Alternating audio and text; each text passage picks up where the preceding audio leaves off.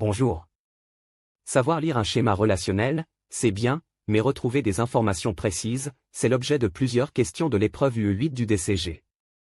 Ensemble, nous allons d'abord découvrir l'incidence sur une base de données, des relations de 1 à plusieurs, de plusieurs à plusieurs. Dans cette première situation, la relation de 1 à plusieurs permet de retrouver les transports d'ambulance d'un patient. Tu remarques qu'il n'y a pas de clé étrangère dans la relation patient. Cela signifie que si je connais son code, je peux connaître tous les transports qui le concernent. Nous allons maintenant nous poser la question inverse.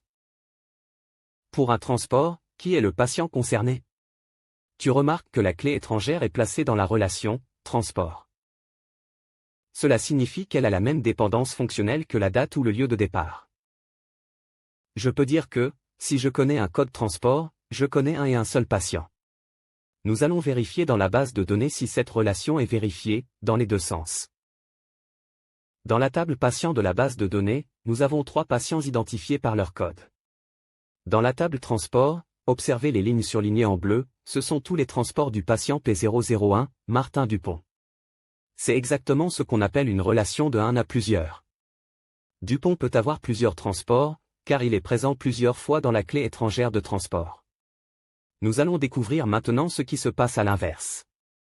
Si je connais un transport, est-ce que je connais un seul patient, ou plusieurs?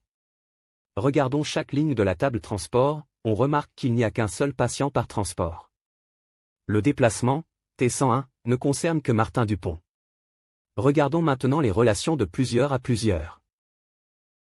Ici, un transport peut concerner plusieurs ambulanciers en même temps, et un ambulancier peut effectuer plusieurs transports.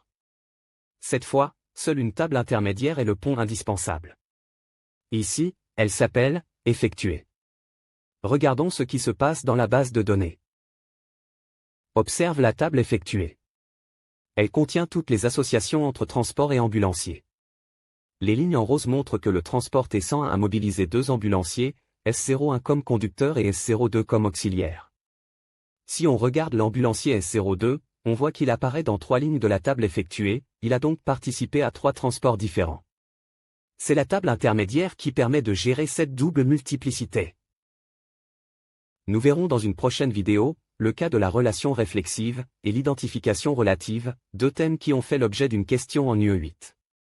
À bientôt!